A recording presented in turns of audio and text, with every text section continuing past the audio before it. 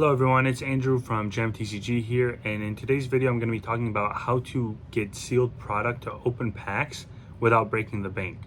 In today's current market, it's very hard to find sealed product that isn't either at MSRP or above MSRP. So in today's video I'm just going to be trying to show you how to find good deals and where to get the sealed product for the best price, so that when you're opening packs it's not like $10 a pack or something crazy. So the most important thing is to kind of stay away from the FOMO and riding like the hype train on new sets when they first come out, because they're always most expensive at release. And if you try to chase that and get those sets when they first come out, then you will most likely be overpaying and usually won't be worth the price that you pay. For example, like Surging Sparks came out and I believe it was like 200 for a booster box, or at least like for example, Prismatic Evolutions came out and it was like 150 for an ETB.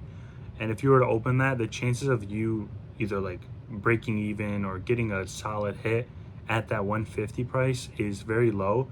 Whereas you could have bought like 3 different ETBs from a different set and had 30 packs compared to 10 packs, all for the same price of 150.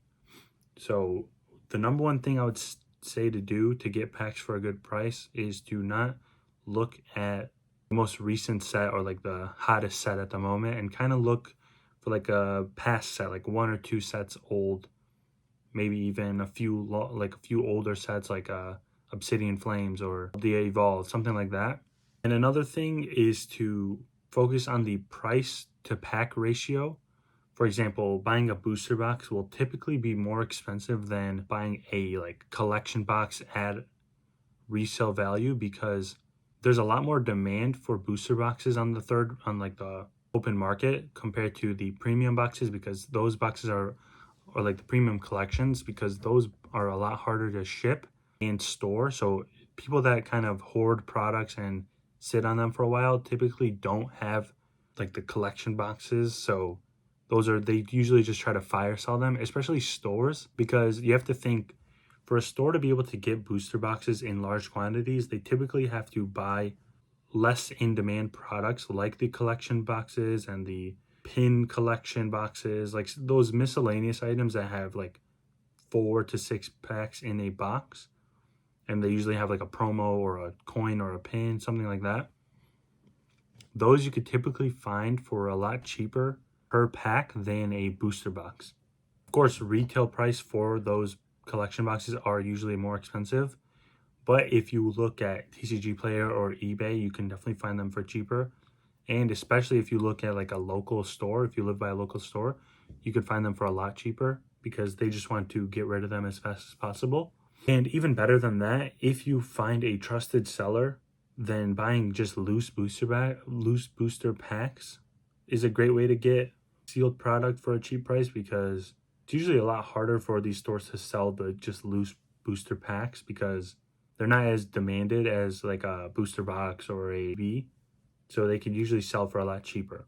And another good benefit of that is these stores typically have a huge amount, so they're willing to do bulk deals for them.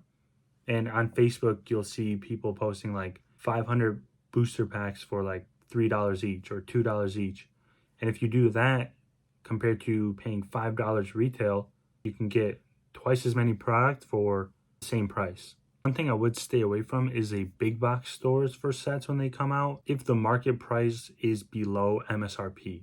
For example, if something is selling on eBay for $30, but at Target it's $50, definitely don't buy those at the store, because you're already overpaying right when you buy it, and you can definitely find a better deal online if that's the case.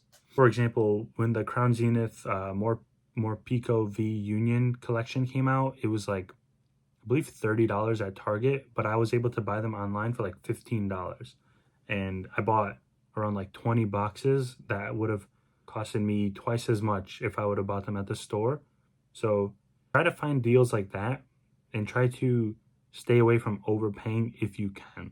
When buying sealed product, it's easiest to find better deals when you shop locally. So look at your local Facebook community groups for people that are selling Pokemon cards, because most often people will sell at a cheaper price, sealed product at a cheaper price, locally, since they don't have to ship and worry about packaging and paying for shipping, because shipping on these items are very expensive.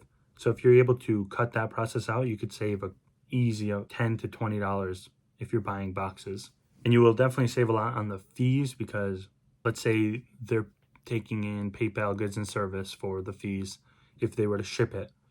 That's 3%, I believe. So like, say you bought a case of booster boxes for $800. 3% of that would be at like around like $24. So like that's just an automatic amount that you would save if they are willing to cut that price for you. Another great way to get sealed product at a good value is if you have a lot of bulk laying around. A lot of sellers will trade in bulk for booster boxes. So like I'm not sure what the numbers would be, but let's say you could trade in 10,000 common uncommons for a booster box, or it would probably be lower than that, but let's just say that. So that bulk that you have just sitting around providing no value, you could trade it in and get an entire booster box for something that you weren't gonna sell or do anything with anyways. But yeah, to sum this video up, basically you're gonna want to, one, focus on less in-demand sets, even though it's not as fun, or it probably still is as fun, it's just not as hype because it's not like what everyone else is opening at the time.